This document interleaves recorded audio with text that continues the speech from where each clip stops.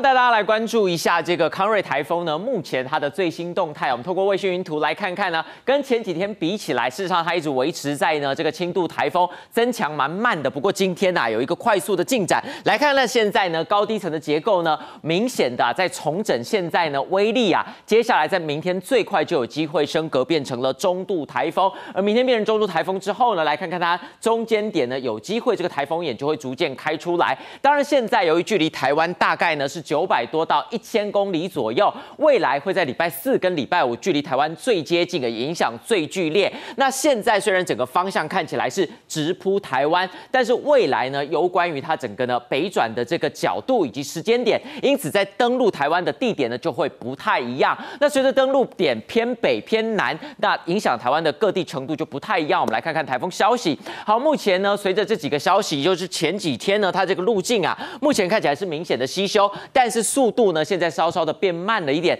从过去呢这个时速10到12公里，现在只剩下7公里，跟人慢跑一样。因此呢，现在在这个菲律宾东方的海域，现在海温大概都有来到30度左右，有利于它持续的增长。未来它在偏偏距离台湾最短、最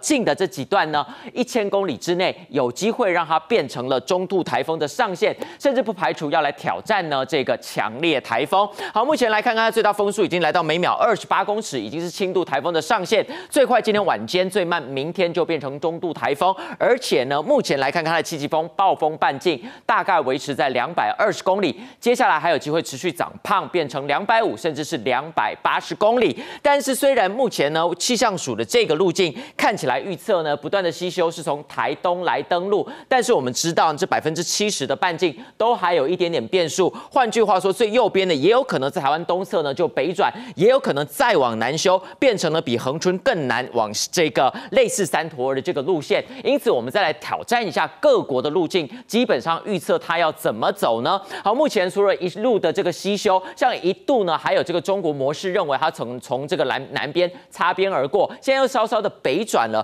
各国的现在的共识大概看起来就是从花东东海岸呢来直接穿新台的方式呢，再从中部来出海。那么目前来看看现在呢距离台湾大概1000公里左右，接下来它整个呢在变强的部分颜色变深，现在整个暴风圈半径也来得更大，280公里。因此如果我们落在礼拜5呢的上半天，几乎7级风的暴风半径是笼罩全台湾。尤其首当其冲，如果大家记得呢山陀儿台风在当时登陆高雄的这个地点的时候，破纪录的17级强阵风。那这一回呢首当其冲的10级暴风圈半径也有90公里。如果它完全没有受到呢这个中央山脉阻隔，就这么冲进来的话，首当其冲的包括了南花莲以及台东，甚至比较偏北边的这个恒春半岛都要特别小心。好，下张图表我们再来看看这个雨量的影响。好，明天开始呢，基本上还是受到东北风的影响呢，在这个北部的山区以及宜兰的山区会有局部的大雨。那么午后呢，在中南部有一些午后雷阵雨。那从礼拜3开始，外围环流整个迎风面北部东部就会有蛮剧烈的降雨。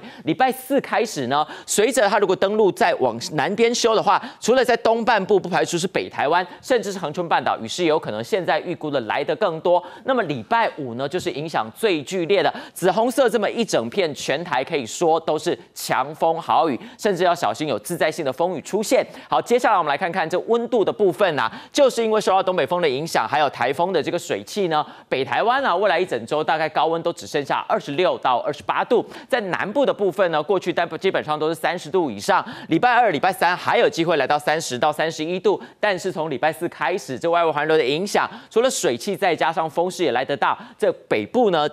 南部的温度就连30度都不到。以上是这一节的准气象。